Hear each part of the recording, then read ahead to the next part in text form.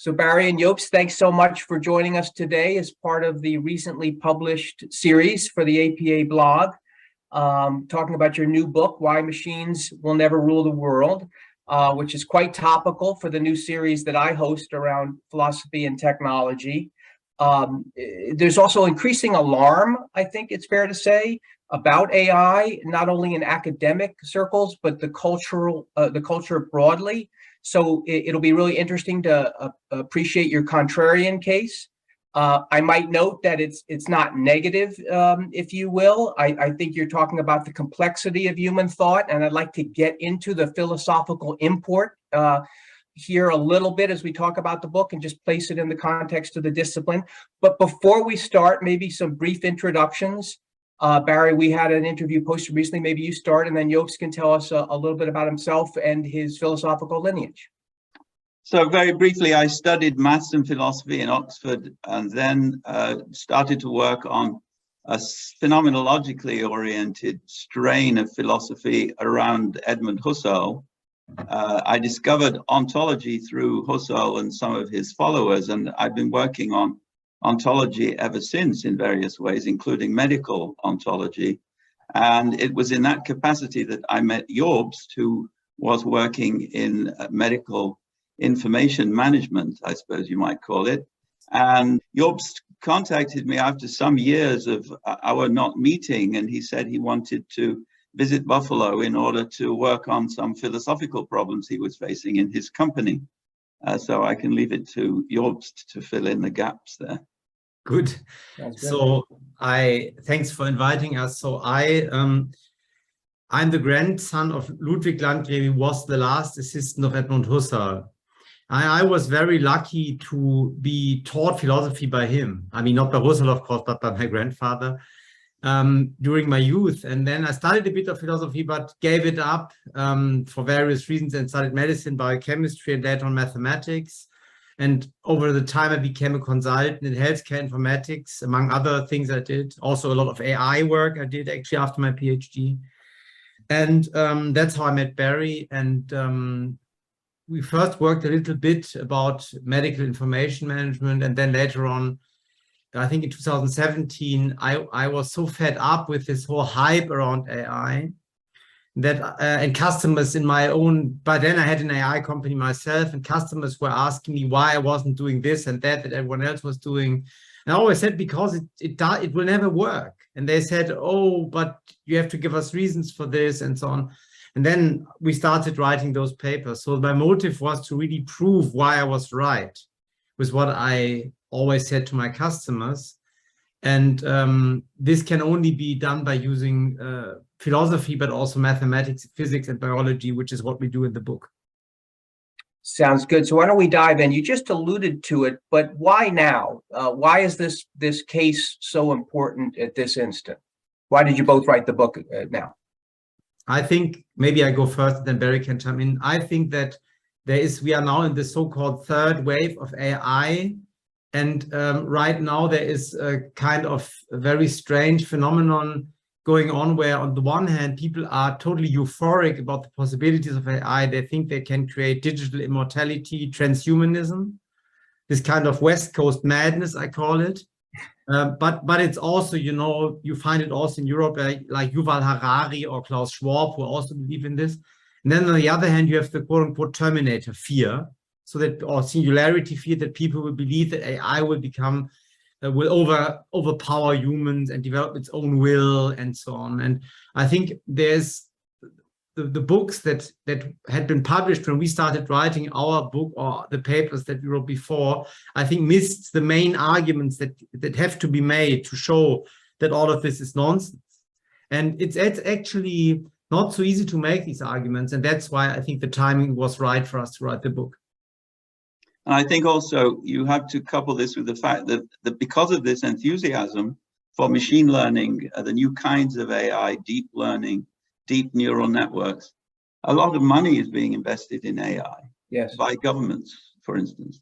And there are already a number of quite serious cases where money was spent and it turned out that results were almost zero, that the AI that was promised just didn't come up with what it had promised to come up with. Right, and we'll get into that later of where we might spend money more efficiently. But what would be the main takeaway that you'd like the listeners to grasp here? What's the basic case you're making?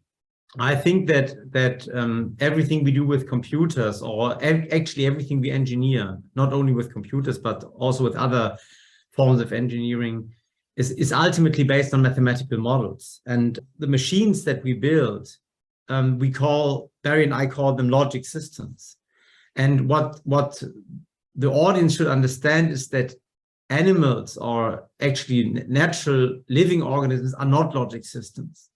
They are complex systems. And our ability to model these complex systems using mathematics is very limited and partial.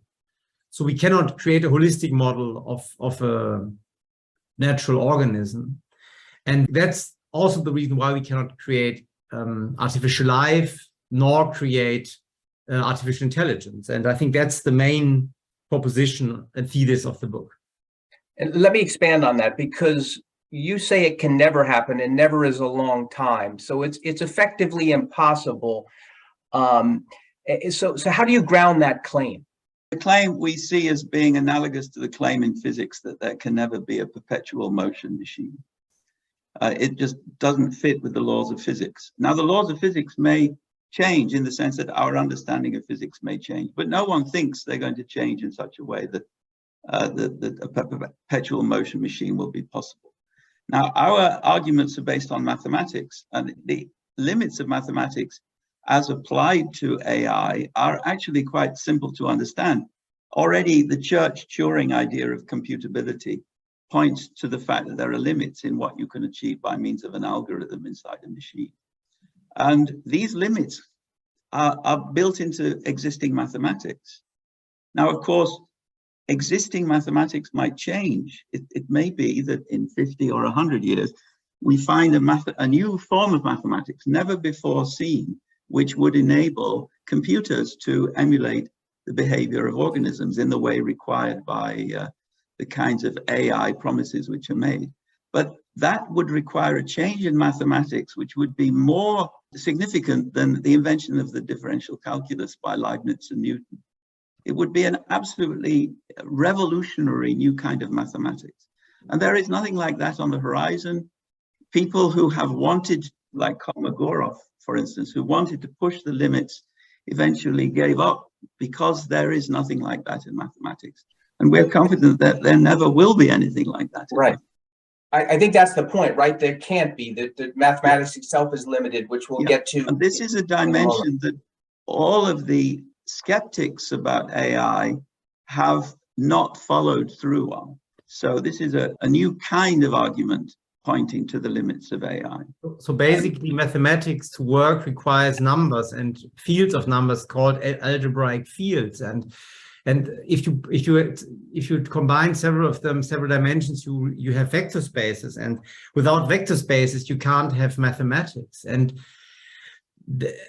so they're essential for mathematical modeling, for everything that you do in calculus, and which is, the working horse of applied mathematics. And so the big problem is that natural systems cannot be modeled with vector spaces. So there is a kind of impedance between the way natural systems work, biological systems work, so animate systems work, and the way mathematics is set up. So that's what we are pointing to. Is the primary source confusion anthropomorphism? So that no? Okay, please expand. So because anthropomorphism means that I think of something working like I perceive myself as a human being functioning, right? And that's not the problem. The problem is rather a Cartesian lack of understanding of the limits of mathematical modeling. So you can see it in the whole French mathematical tradition, from Descartes to Laplace.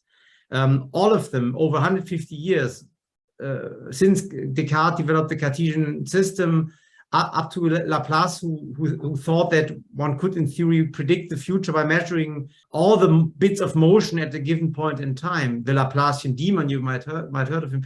They all underestimated the complexity of nature. And they thought that differential equations can model everything. And we have known since a long time that differential equations can only model certain aspects. And I think that it is not so much anthropomorphism, but rather an overestimation of the scope of mathematics.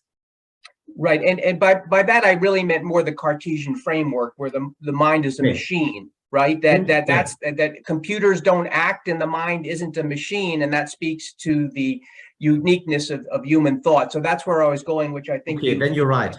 You echo. One challenge we repeatedly receive is, well, people can do it.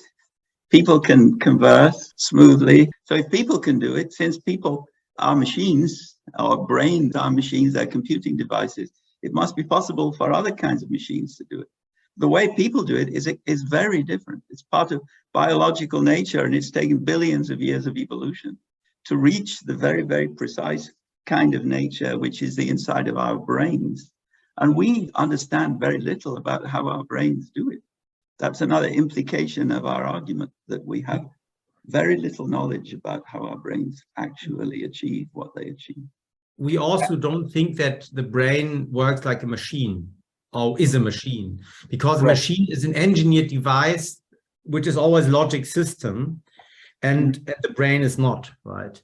It's a complex system. It has not been engineered, but it evolved spontaneously.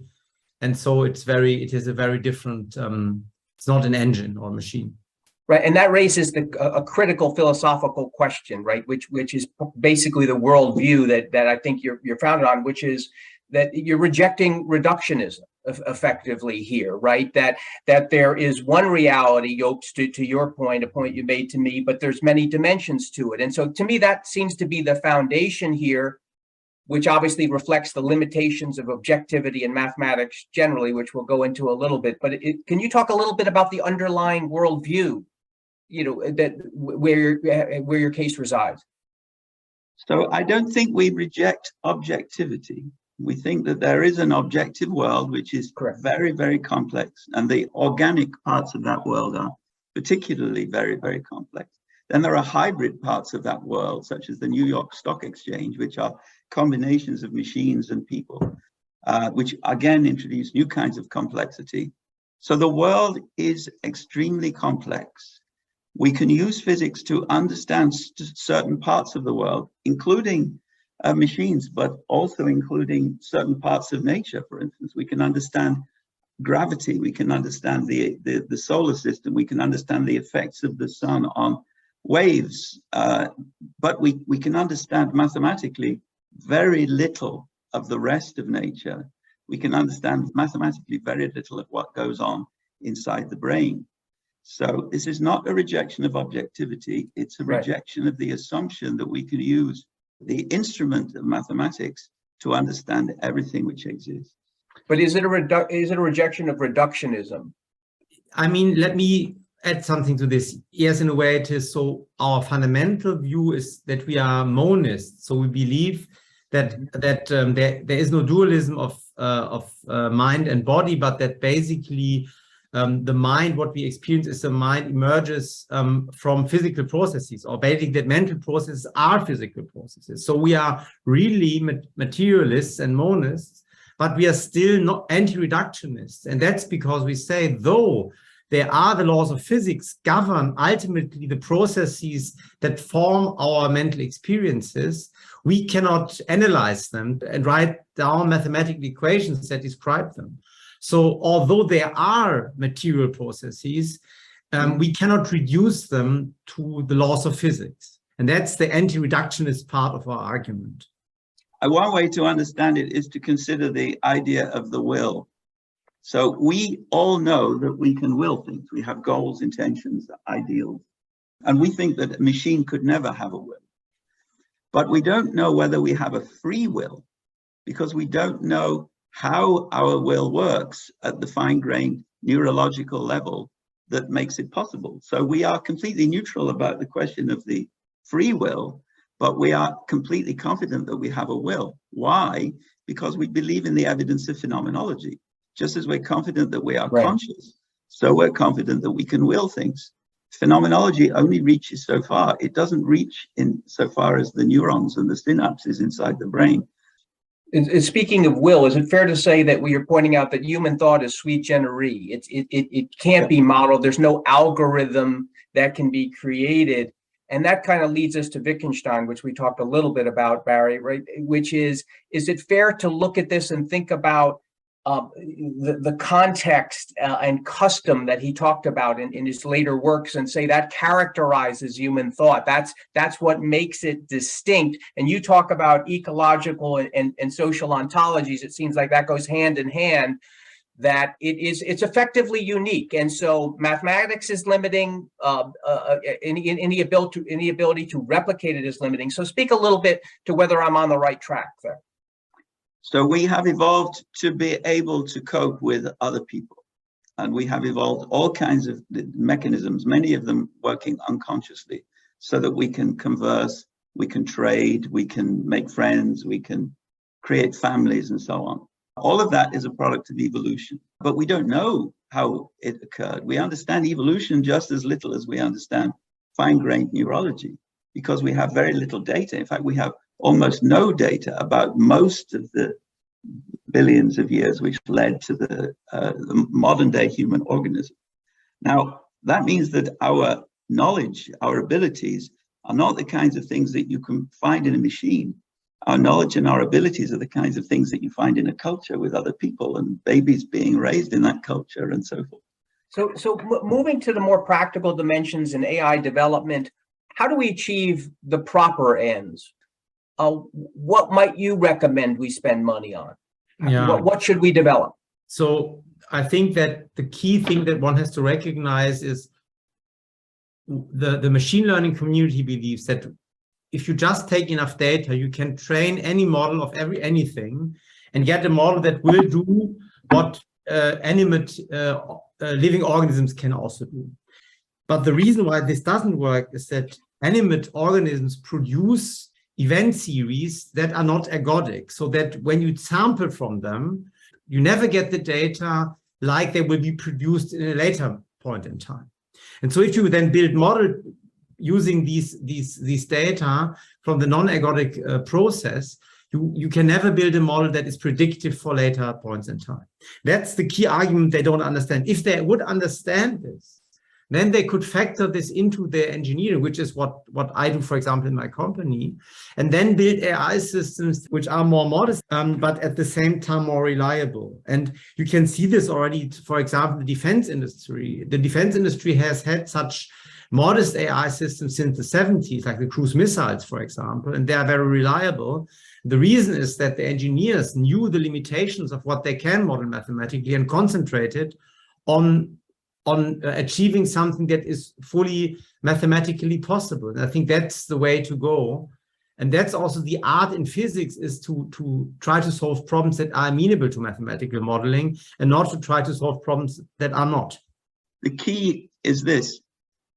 Modern AI, the typical stochastic machine learning deep neural network AI relies on training the AI. What that means is that you have a huge body of data which is continuing to create more and more data. And we take a sample of this data and use that sample to train the AI, and then the AI can predict what will happen next. But that only works if you have ergodic data. In other words, it only works if you can, by collecting a big enough sample, have a representative sample which continues to be representative, whichever part of this big body of data you choose. But this is not ergodic data, typically. That's why you can't get rich using AI on the stock exchange, because the stock exchange does not produce ergodic data. So that's the key. Well, that's a great segue into my question, which is, does quantum AI change the game? Is it qualitatively different? Is it, obviously cryptology comes to mind. I believe it is. Now, whether it could be short of general intelligence, but to me, this is as meaningful as splitting the atom. But what's your take on the latest developments? So the buzzword quantum AI is a bit misleading. So what it means is that you're using a quantum computer to run your AI models on. And a quantum computer, if you decompose it mathematically, is just a Turing machine. It's a Turing machine that is faster than a classical von Neumann computer, but it's still a Turing machine. And that means that it cannot do hypercomputation. So hypercomputation is mathematically impossible. That has been thoroughly proven. Now, if hypercomputation is mathematically impossible, it means that the quantum computer can solve only the same or compute only the same types of algorithms that a normal von Neumann computer can, just faster. So in cryptography, that's quite significant because cryptography is all about computing series of numbers that are very hard to recompute using reverse computation. Mm-hmm. And so then if you have faster computational speed, you can encode data in a way that makes it almost impossible over many, many years of computation to decode this. So that's an area where it's a real game changer. And that's also, for example, there are many applications related to this, but it will not create a different quality of algorithms that can be run on a computer. They will just run faster. So that's all. So we have the same mathematical limitations, is what you're saying, which leaves us with human thought, which is perhaps as it should be. But let's just briefly transition, Barry, to how quantum AI and AI leads back to jobs for philosophers, and just hit on the discussion that we had a few weeks ago, and how you think that philosophers can contribute to the AI industry, and talk a little bit about those vocations. Good. So I think there are a huge number of areas where philosophers can throw interesting and useful light on what's going on as human society becomes more and more reliant on computers. And one of these areas we've identified in our book, namely, as soon as you have a new technology, you immediately have a group of people who are keen to sell you this technology by telling you all the wonderful things it can do. In terms of a summary, then, you kind of make a key point, which is we need philosophers because of the limitations you're talking about. In some sense, my big takeaway from your book is not that we shouldn't be concerned about the singularity, but we're on our own.